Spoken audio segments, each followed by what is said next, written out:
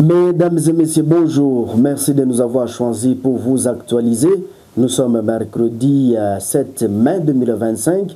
Il faut savoir qu'en République démocratique du Congo, à l'est, des affrontements sont signalés depuis le matin dans le village de Kalonge, situé à quelques kilomètres de Minembwe. Selon des sources locales, les affrontements opposent de résistants Wazalendo aux rebelles du M23 Twiraneho. C'est un groupe armé qui combattent aux côtés donc des rebelles du M23. La situation à Kalonge et Minembwe dans le sud Kivu est extrêmement tendue. Des affrontements violents sont signalés entre les groupes armés Wazalendo, les Wazawaza et d'autres forces armées dans la région qui appuient donc les rebelles du M23. Des combats s'inscrivent dans un contexte plus large des conflits persistants dans l'est de la RDC. Chers téléspectateurs, il faut savoir que la région du Kivu est depuis longtemps le théâtre des conflits armés impliquant divers groupes, notamment le M23, les Wazalendo qui sont aux côtés des forces armées de la République démocratique du Congo. Chers téléspectateurs, toujours dans les mêmes contrées, des combats ont éclaté entre les combattants Wazalendo et les rebelles du M23 dans les territoires d'Ouvira et de Walungu au sud Kivu depuis lundi 5 mai. Donc il faut savoir que les agglomérations de Katogota et Kamanyola, situées entre ces deux territoires, sont plongées dans une spirale de violences.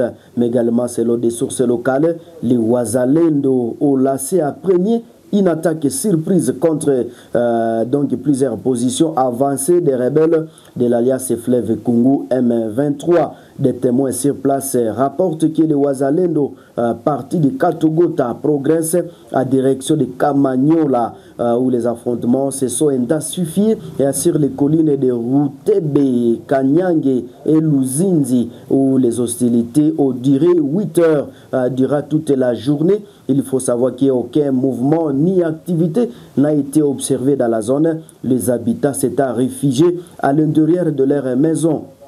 Chers téléspectateurs de partout à travers les 26 provinces et même à travers la diaspora, il faut savoir que des blessés ont été enregistrés parmi les civils, tandis que les deux cas ont également subi des pertes humaines, selon des activistes des droits de l'homme présent dans la plaine de la Ruzizi.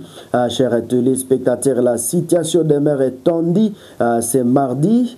Chaque cas revendiquant en tout cas la suprématie sur l'autre des renforts en hommes et en munitions visibles des deux côtés, du côté rebelle du M23, également du côté des jeunes résistants Wazalendo, avec une mobilisation accrue des rebelles et des Wazalendo. Chers téléspectateurs, nous quittons la province du Sud Kivu. Nous parlons pour le moment de la province du Nord Kivu, où une accalmie relative est constatée ce mardi 6 mai dans la localité de Kabizo, Rushege et Boussinene. Ce sont des localités qui sont situées dans la région de Tongo. Là, c'est dans la province du Nord Kivu. Ce retour au calme intervient après plusieurs jours des affrontements intenses entre les rebelles du M23 et les combattants, le jeune résistant Wazalendo dans la zone.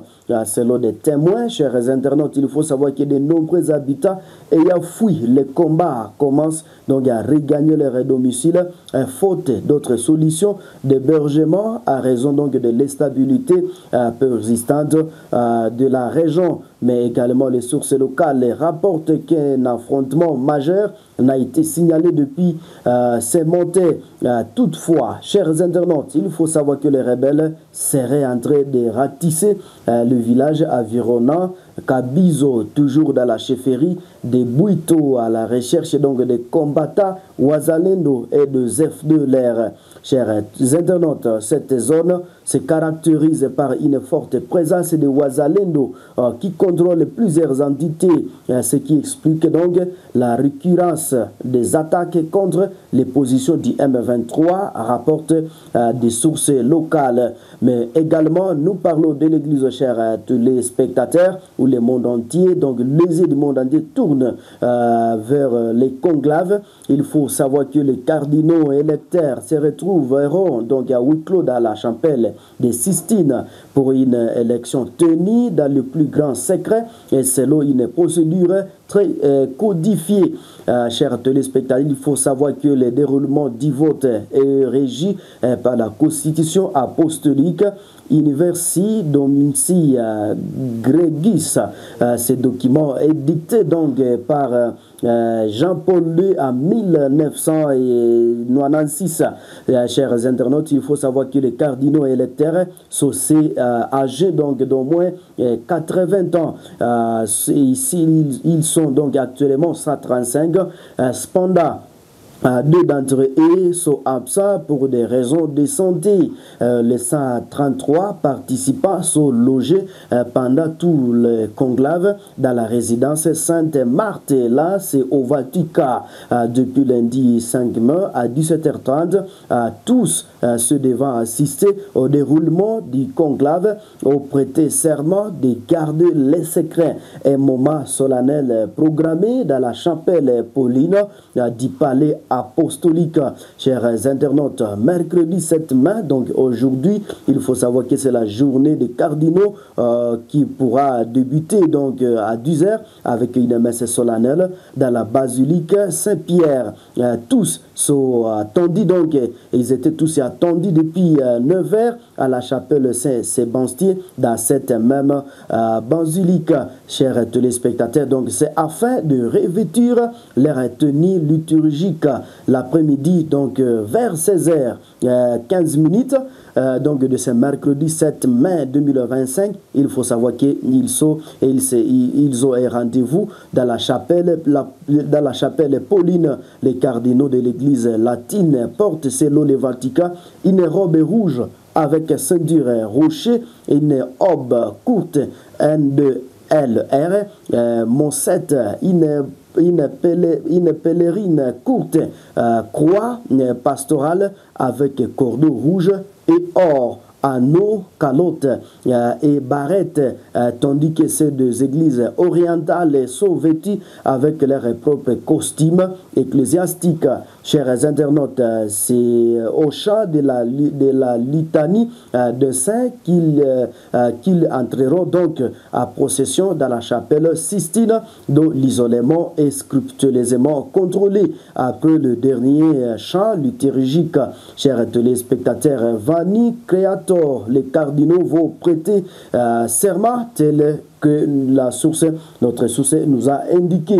Chers téléspectateurs, donc nous allons revenir sur les actualités de la République démocratique du Congo, mais également nous allons revenir sur les actualités de l'Église catholique, donc l'Église universelle au monde entier, comme en tout cas c'est le pape, le nouveau pape qui sera élu très bientôt. Vous serez toujours informés. Merci de nous avoir choisis. Si c'est la première fois de nous suivre, n'hésitez pas de vous abonner et surtout aimer et partager la publication. Au revoir.